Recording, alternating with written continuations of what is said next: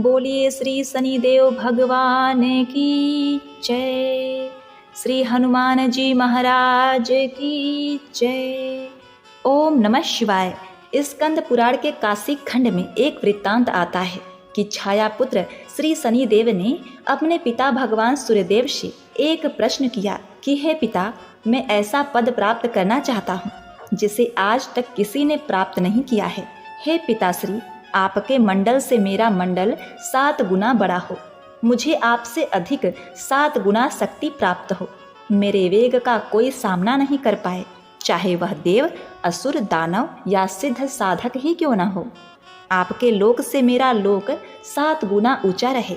दूसरा वरदान मैं यह प्राप्त करना चाहता हूँ कि मुझे मेरे आराध्य देव भगवान श्री कृष्ण के प्रत्यक्ष दर्शन हो तथा मैं भक्ति, ज्ञान और विज्ञान से पूर्ण हो सकूं। शनिदेव की यह बात सुनकर भगवान सूर्य प्रसन्न तथा गदगद हुए और कहा, हे पुत्र, मैं भी यही चाहता हूँ कि तू मेरे से 7 गुना अधिक शक्ति वाला हो, मैं भी तेरे प्रभाव को सहन न कर सकूं। इसके लिए तुम्हें तप करना होगा। तप करने के लिए तू काशी चला जा। वहां जाकर भगवान शंकर का घनघोर तप कर और शिवलिंग की स्थापना कर तथा भगवान शंकर से मनोवांछित फलों की प्राप्ति कर ले। प्रिय भक्तगणों, शनिदेव ने पिता की आज्ञा अनुसार वैसा ही किया। भगवान शंकर की घोर तपस्या की। इस तपस्या से उनका शरीर पूर्ण रूप से जला लिया। शनि की भक्ति को देखकर भगवान शिव बहुत ही प्रसन्न हुए और उनसे वरदान मांगने के लिए कहा। शनिदेव ने वरदान के रूप में मांगा कि वह चाहते हैं कि उनकी पूजा अपने पिता से अधिक हो, जिससे सूर्य देव को अपने प्रकाश का अहंकार टूट जाए।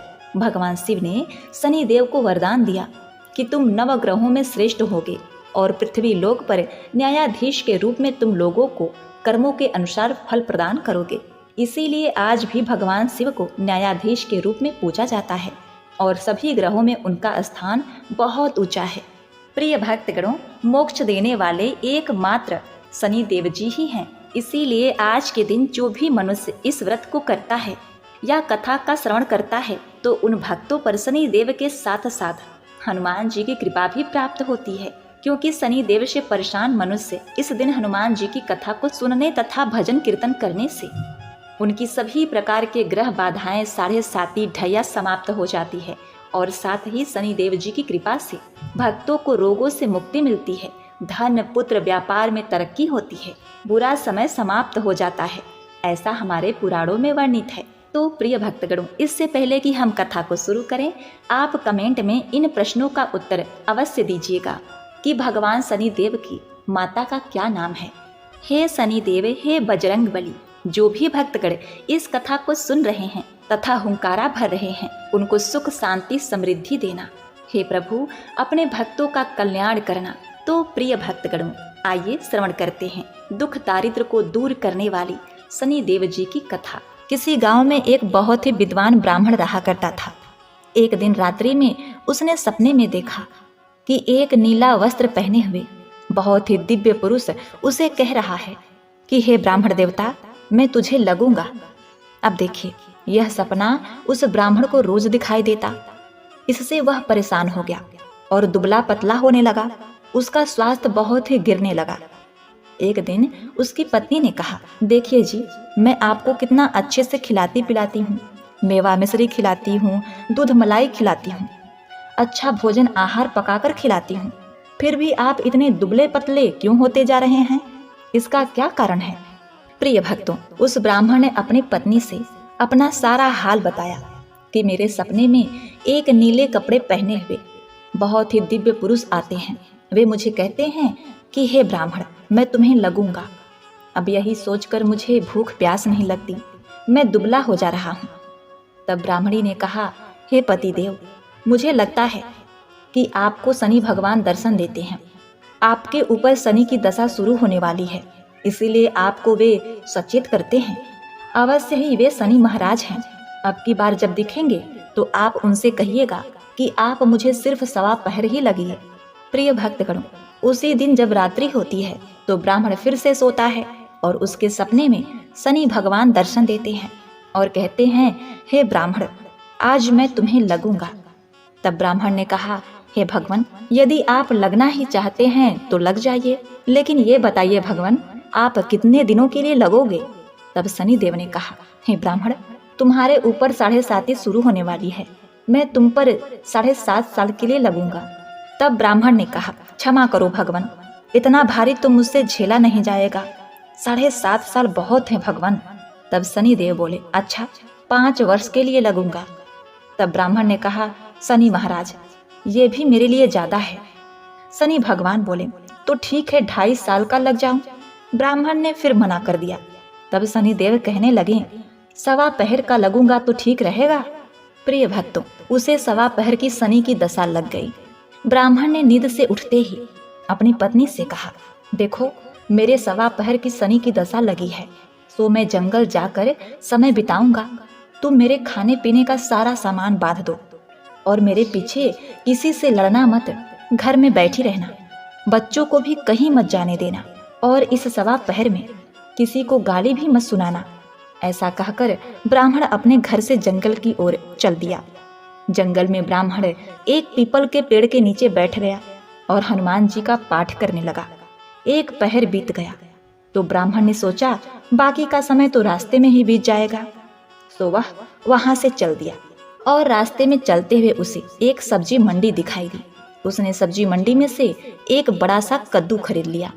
कद्दू खरीद के अपने चादर में लपेट करके वहां से चल देता है। तभी रास्ते में शनि महाराज एक साधु का भेष बदलकर उसके पास आते हैं और कहते हैं, तुम्हारे चादर में क्या है? ब्राह्मण ने कहा, हे साधु महाराज, मेरे इस चादर में तो कद्दू है। साधु ने कहा, अच्छा कद्दू है तो दिखाओ।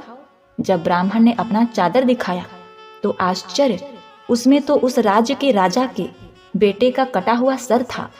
यह देखते ही साधु महाराज, जो कि शनिदेव थे, उस ब्राह्मण को लेकर राज दरबार में पहुंच गए और राजा से कहने लगे, महाराज ये देखिए, ये दुष्ट दुराचारी आपके पुत्र का हत्या करके उसके सर को काट के अपने चादर में लेकर घूम रहा था, इसे आप दंड दीजिए। प्रिय भक्तों, राजा ने जब सुना कि उस ब्राह्मण ने उसके पुत्र को मार दिया है, राजकुमार की हत्या कर दी है, तब राजा बहुत ही क्रोधित हुआ। उसने कहा, मुझे मत दिखाओ, मुझे यह सब कुछ देखा नहीं जाएगा। हे सैनिकों, तुम इसे तुरंत ले जाओ और इसे सूली पर चढ़ा दो। प्रिय भक्तों, जब नगर में यह समाचार मिली कि राजा के पुत्र का सर कट चुका है, एक ब्राह्मण ने उसकी हत्या कर दी है, तो नगर में हाहाकार मच गया और उस ब्राह्मण को सैनिक सूली पर चढ़ाने के लिए ले गए। जब फांसी पर चढ़ाने ही वाले थे, तब जैसा कि नियम होता है, मरने वाले से उसके अंतिम इच्छा को पूछा जाता है, तो सैनिकों ने भी ब्राह्मण के अंतिम इच्छा को पूछा। सैनिकों ने कहा, हे ब्राह्मण, बताओ तुम्हारी अंतिम इच्छा क्या है? प्रिय भक्तगणों, ब्राह्मण ने सोचा कि यदि किसी प्रकार कुछ समय तक के लिए फांसी रुक जाए तो शनि की दशा का 1.25 पहर पूरा हो जाएगा। यह सोचकर उसने कहा, भाई, मैं बचपन से नित्य बालाजी की कथा कहता सुनता आया हूँ, आज मरने से पहले अंतिम बार कथा कह लेने दो। अब क्या था, फांसी देने वाले सैनिकों ने उसकी आखिरी इच्छा पूर्ण होने तक फांसी रोक दी। कहानी कहते कहते 1.25 पहर पूरा हो गया, शनि की दशा खत्म हो गई। अब इधर देखिए, राजा का जो पुत्र था राजकुमार, वह जंगल से शिकार खेलकर वापस राजमहल में आ गया। राजमहल में राजकुमार को देखते ही राजा बड़ा ही प्रसन्न हुआ, लेकिन मन ही मन उसे डर भी लगा। यदि उस निर्दोष ब्राह्मण को फांसी चढ़ा दिया गया होगा तो ब्राह्मण हत्या का दोष लग जाएगा। अब क्या था, राजा ने 2 घुड़सवार को जल्दी से फांसी घर की तरफ दौड़ाया और ब्राह्मण को आदर सहित दरबार में आने का हुक्म दिया। ब्राह्मण राज दरबार में उपस्थित हुआ तो राजा ने क्षमा याचना मांगते हुए कहा कि आपके बगल में जो चादर है उसे खोलकर दिखाओ। राजा के आज्ञा के अनुसार ब्राह्मण ने चादर खोली तो उसमें कद्दू था। राजा ने ब्राह्मण को बहुत सा धन दिया और पूछा, हे ब्राह्मण देवता, मुझे यह समझ में नहीं आया, इस सब के पीछे क्या रहस्य है? ये सब क्यों हुआ? आखिर ये सब था क्या? तब ब्राह्मण ने कहा, हे महाराज, मुझे 1.25 पहर की शनि की दशा लगी थी, इसीलिए यह सब कुछ हुआ। राजा ने कहा, हे ब्राह्मण देव, शनि की दशा किस प्रकार टलती है? ब्राह्मण ने कहा, हे राजन, यदि राजा या सेठ को यह दशा लगती है तो काला हाथी या काला घोड़ा दान करना चाहिए। गरीब को शनि की दशा लगती है तो पीपल की पूजा करें और बोले साचा शनिचर कहिए, जाके पांव सदा ही पड़िए। शनि की कहानी सुने, तिल तेल और काला उड़द आदि का दान दें। काले कुत्ते को तेल चुपड़ी रोटी खिलाएं तो शनि की दशा उतर जाएगी। अब देखिए, राजा ने उस ब्राह्मण को कद्दू वापस कर दिया। अब घर आकर ब्राह्मण ने कद्दू अपनी पत्नी को दिया। जब उसकी पत्नी ने सब्जी बनाने के लिए उस कद्दू को काटा तो उसके बीजों की जगह हीरे मोती निकलने लगे। ब्राह्मणी ने पूछा, हे पतिदेव, ये सब क्या है? इसमें से हीरे मोती कैसे निकल रहे हैं? इसे कहाँ से लाए हैं आप? तब ब्राह्मण ने कहा, हे प्रिय, जब शनि की दशा लगी थी तो ये कद्दू कुंवर का सर बन गया था, और जब दशा उतरी है तो शनि जी ने कैसे निहाल कर दिया, हमें माला माल कर दिया। हे शनि देवता, जैसे ब्राह्मण को शनि की दशा लगी वैसे किसी को शनि की दशा न लगे। जैसे ब्राह्मण को धन दौलत मिला वैसे सबको धन दौलत मिले। कथा कहानी कहते सुनते हुंकार भरते सबको मिले। शनि देव ने ध्याऊं, मन इच्छित फल पाऊं। जय शनि देव, हे शनि देव, जय शनि देव। ओम नमः शिवाय। प्रिय भक्तगणों, अब आइए श्रवण करते हैं भगवान शनि देव की दूसरी कथा। यह कथा सुनने से भक्तों को मन वांछित फल की प्राप्ति होती है। नर्मदा नदी के किनारे एक गांव में बहुत ही बड़े साहूकार का परिवार निवास करता था। साहूकार की मृत्यु हो चुकी थी। घर में साहूकारनी तथा उसके 2 बेटे, एक बड़ी बहू थी। साहूकारनी का छोटा बेटा मानसिक रोग से ग्रस्त था। उसकी मानसिक स्थिति ठीक नहीं थी। साहूकारनी की बड़ी बहू तारा को विवाह के कई वर्ष बीत गए थे, पर अभी तक उसे संतान नहीं हुई थी। तारा को सदैव यही भय रहता था कि कहीं उसके पति संतान पाने के लिए दूसरा विवाह न कर लें। यदि उसके पति ने दूसरा विवाह कर लिया तो उसे सौतन का दुख सहना पड़ेगा। प्रिय भक्तजनों, इसी डर से तारा ने एक योजना बनाई और उसने अपने घर में काम करने वाली नौकरानी चंदा से अपने देवर चंदन का विवाह कराने के लिए अपनी सास साहूकारनी तथा अपने पति को मना लिया। चंदा स्वभाव से बड़ी ही दयालु तथा कृष्ण भक्त थी। वह बचपन से ही उसी साहूकारनी के घर काम करती थी। उसका अपना कोई नहीं था। अब चंदा का विवाह मानसिक रोगी चंदन से करा दिया गया। कुछ साल बाद चंदा ने एक सुंदर पुत्र को जन्म भी दिया, किंतु चंदा की जेठानी तारा ने चंदा का बच्चा छीन लिया और उसे घर से धक्के मारकर बाहर निकाल दिया। और तारा ने अपने पति को भी अपने पक्ष में कर लिया। प्रिय भक्तगणों, बेचारा चंदन तो मानसिक रोगी था, वह कर भी क्या सकता था, और वह साहूकारनी चाहकर भी कुछ न कर सकी। प्रिय भक्तगणों, दरअसल ये तो तारा की चाल थी। उसने तो कभी चंदा को अपनी देवरानी माना ही नहीं। वह तो सिर्फ चंदा से उसका बच्चा लेना चाहती थी ताकि उसे पाल पोस कर अपना नाम दे सके। अब देखिए, चंदा के बार बार रोने गिड़गिड़ाने पर भी तारा नहीं मानी और उसे उस गांव से ही निकाल दिया। अब चंदा गांव गांव भटकने लगी। भटकते भटकते वह कृष्ण जी के एक पुराने मंदिर में पहुंच गई।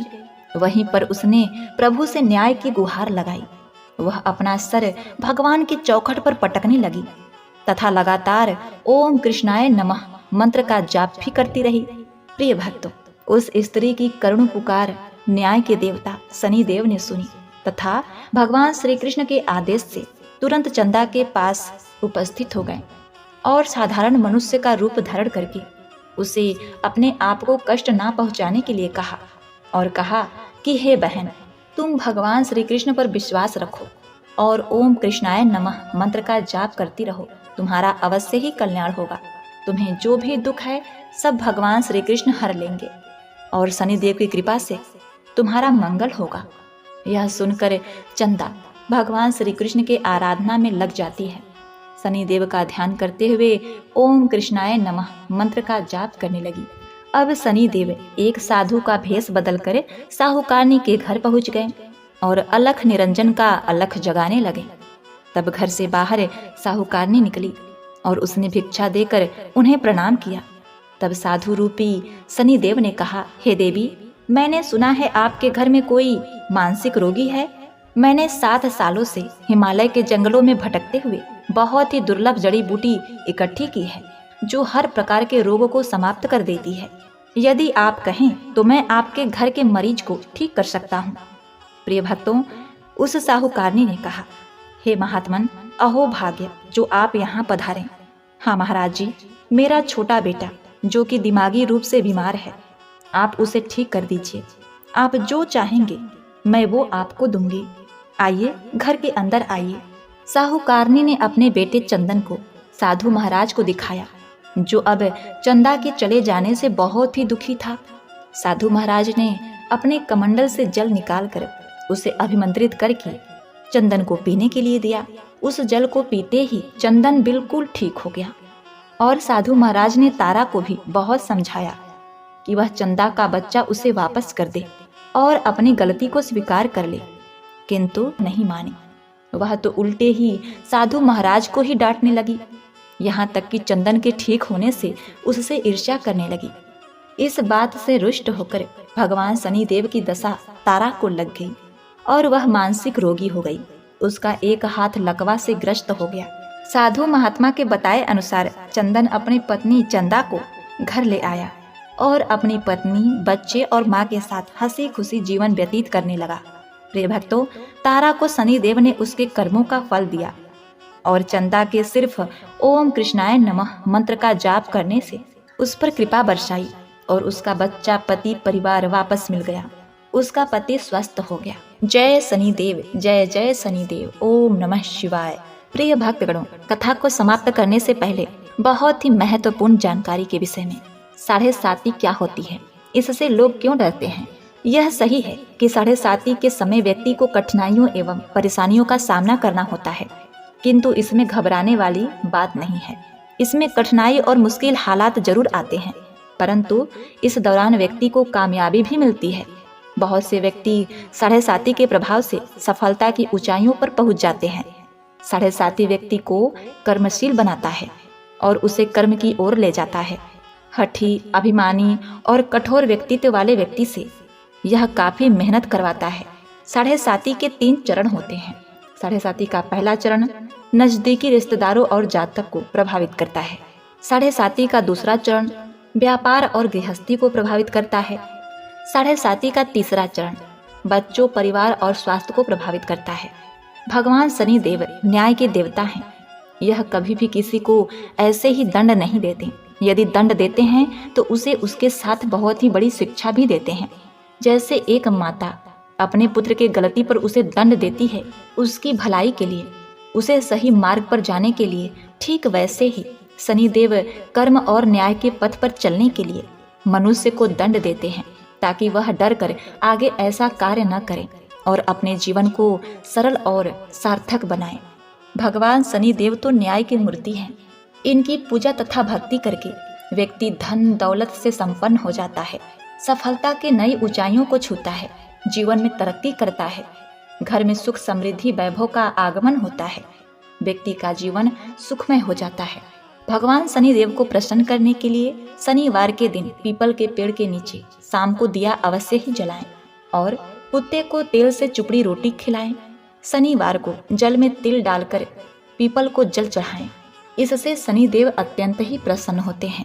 और महामंत्र ओम कृष्णाय नमः मंत्र का जाप भी करें। जय शनिदेव। यह कथा स्वयं हनुमान जी भगवान श्री राम के पुत्रों को सुनाया करते थे। तो यह कथा इस प्रकार से है। एक समय की बात है, संध्या के समय हनुमान जी महाराज अपने आराध्य श्री राम जी का स्मरण करने लगे। ग्रहों में न्याय के देवता मंदगति सूर्यपुत्र शनिदेव पधारे। वे अत्यंत कृष्ण वर्ण के भीमकाय थे। वह अपना शरीर प्रायः झुकाए रखते हैं, जिस पर अपनी दृष्टि डालते हैं वह स्वयं नष्ट हो जाता है। शनिदेव हनुमान जी के बाहुबल और पराक्रम को नहीं जानते थे। हनुमान जी ने उन्हें लंका में रावण के बंधन से मुक्त किया था। वह हनुमान जी से विनय पूर्वक किंतु कर्कश स्वर में बोले, हनुमान जी, मैं आपको सावधान करने आया हूँ। त्रेता की बात दूसरी थी, अब कलयुग आरंभ हो गया है। भगवान वासुदेव ने जिस क्षण अपनी अवतार लीला का समापन किया, उसी क्षण से पृथ्वी पर कली का प्रभुत्व हो गया। यह कलयुग है।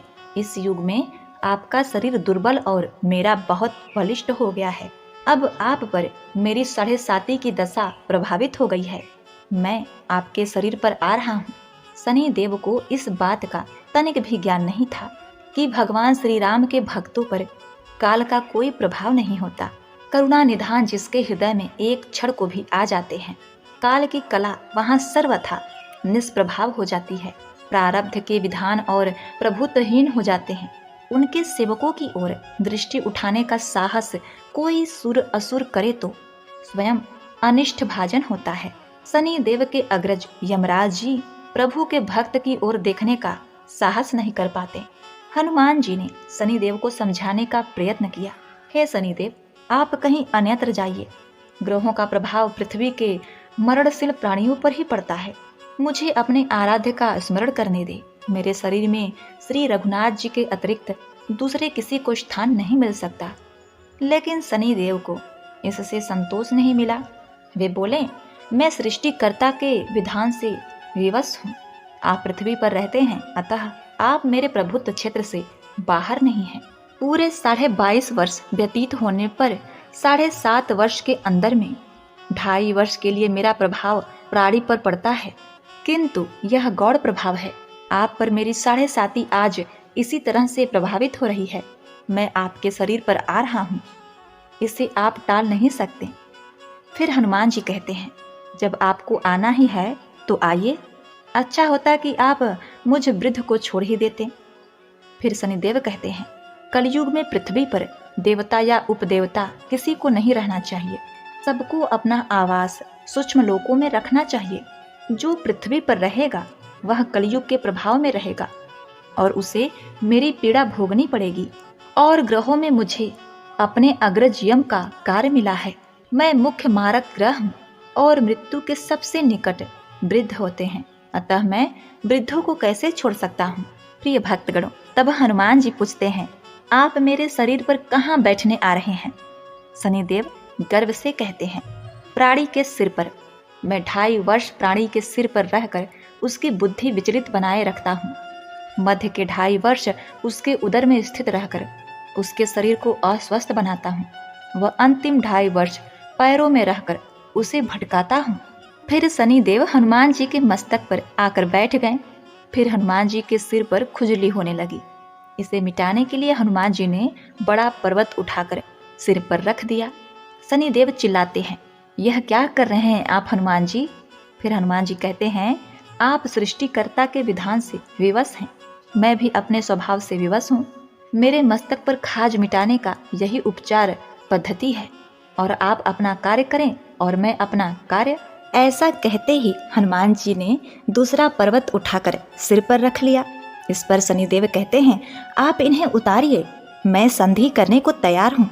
इनके इतना कहते ही हनुमान जी ने तीसरा पर्वत उठाकर सिर पर रख दिया। तो शनिदेव चिल्लाकर कहते हैं, मैं अब आपके समीप नहीं आऊंगा। फिर भी हनुमान जी नहीं मानते और चौथा पर्वत उठाकर सिर पर रख लिया। शनिदेव फिर चिल्लाते हैं, पवन कुमार त्राही माम, रामदूत अंजनी के लाल, मैं आपको कभी पीड़ित नहीं करूंगा।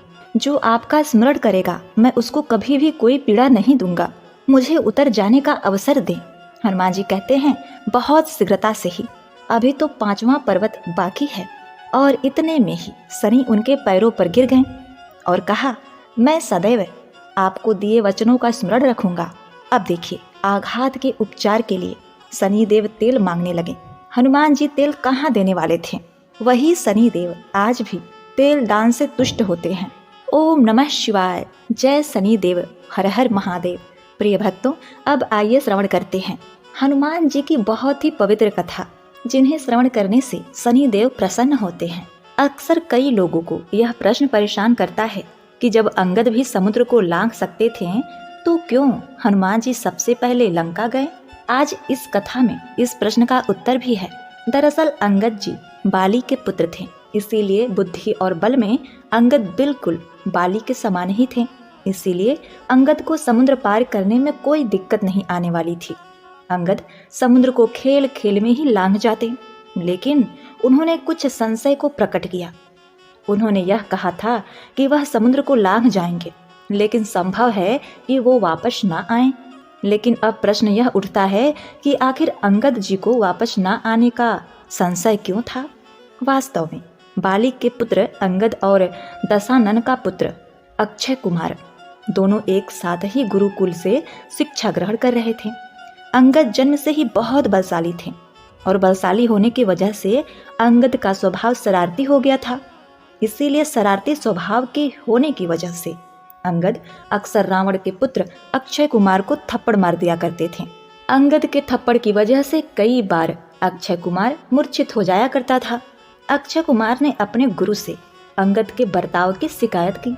गुरुजी अंगद को बालक समझकर उसकी गलतियों को नजरअंदाज कर दिया करते थे, लेकिन अंगद अपनी शरारत से बाज नहीं आ रहे थे और रोजाना ही वो अक्षय कुमार को परेशान किया करते थे। इसीलिए एक दिन अंगद के गुरुजी को क्रोध आ गया और उन्होंने क्रोधित होकर अंगद को श्राप दे दिया। श्राप यह था कि अब भविष्य में कभी भी अंगद यदि अक्षय कुमार पर हाथ उठाता है तो उसी समय अंगद मृत्यु को प्राप्त हो जाएंगे। अब देखिए, इस श्राप के बाद से ही अंगद अक्षय कुमार से दूरी बनाकर रहने लगे थे।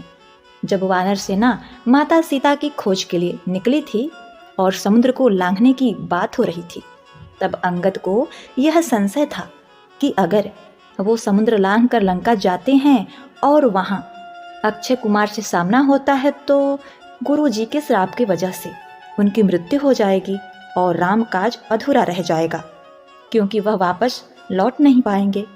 इसीलिए माता सीता की खोज के लिए हनुमान जी को प्रोत्साहित किया गया। हनुमान जी समुद्र लांघ कर लंका गए। जब रावण को पता चला कि लंका में कोई वानर आया है और हर तरफ उत्पात मचा रहा है, लंका को तहस नहस कर रहा है, तो रावण को लगा कि यह अंगद ही है, क्योंकि रावण की नज़र में केवल दो ही वानर शक्तिशाली थे, एक तो बाली और दूसरा बाली का पुत्र अंगद। रावण को पता चल गया था कि राम ने बाली को मार दिया है। इसीलिए रावण को पूरा विश्वास था कि लंका में उत्पात मचाने वाला वानर अंगद है। रावण को अंगद के श्राप के बारे में पता था, इसलिए रावण ने हनुमान जी को रोकने के लिए अक्षय कुमार को भेजा था। रावण को लगा कि श्राप की वजह से अंगद मृत्यु को प्राप्त हो जाएगा, लेकिन जल्दी ही उसका भ्रम टूट गया। अब उसे पता चला कि हनुमान जी ने अक्षय कुमार को मार दिया है। रावण तुरंत समझ गया कि यह कोई दूसरा वानर है और यह भी कम शक्तिशाली नहीं है। इसीलिए उसने लंका के सबसे शक्तिशाली योद्धा मेघनाथ को हनुमान जी को पकड़ने के लिए भेजा, क्योंकि रावण जानना चाहता था कि आखिर बाली और अंगद के अलावा इस धरती में कौन इतना शक्तिशाली वानर मौजूद है। अब देखिए, हनुमान जी को तो सब कुछ पता था कि अगर अक्षय कुमार जीवित रहेगा तो अंगद का लंका में प्रवेश संभव नहीं हो पाएगा। इसलिए हनुमान जी ने अंगद के जीवन के बाधा को समाप्त कर दिया और आखिरकार जब राम की सेना लंका पहुंची तो रावण के दरबार में अंगद ही शांति दूत बनकर के आए और वहां अपनी वीरता का परचम लहरा दिया था और रावण को भी अपने पैरों में झुकने के लिए विवश कर दिया था। ये तो हनुमान जी की महिमा थी। जय हनुमान जी, जय बजरंग बली। आप सभी के काज संवारते हैं प्रभु, अपने भक्तों के काज को संवारिए और उन्हें लंबी उम्र का वरदान दीजिए, सुख समृद्धि दीजिए।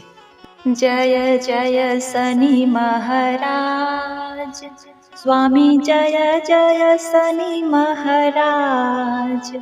कृपा करो दिन रंग पर, दुख हरियो प्रभु आज।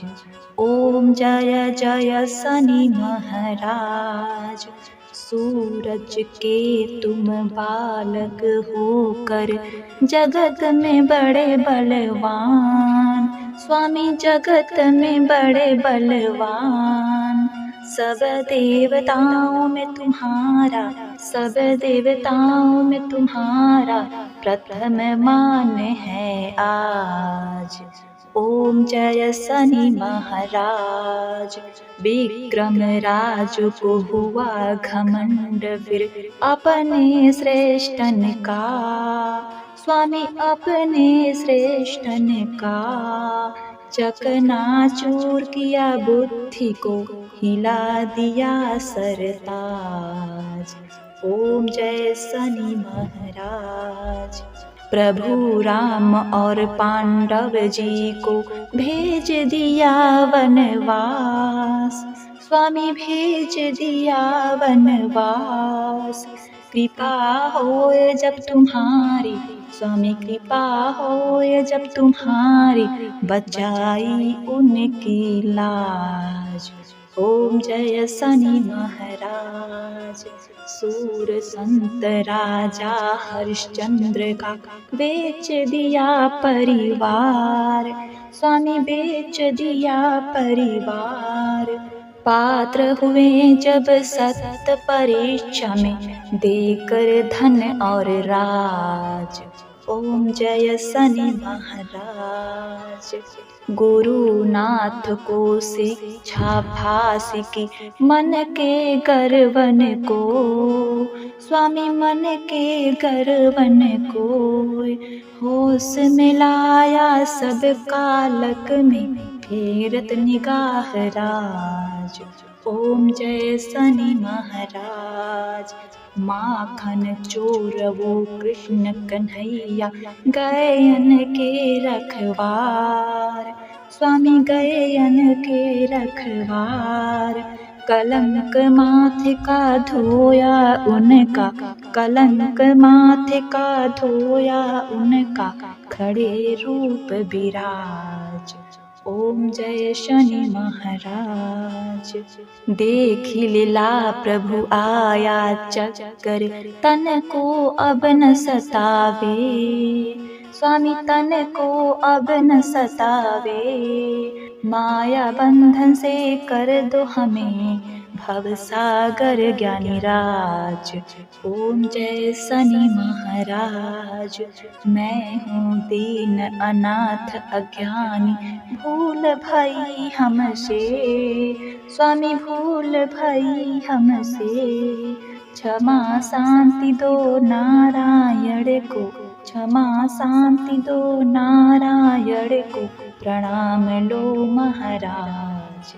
ओम जय शनि महाराज। ओम जय शनि महाराज। स्वामी जय जय शनि महाराज। कृपा करो हम दीन रंक पर, दुख हरियो प्रभु आज। ओम जय शनि महाराज। ओम शनि देवाय नमः।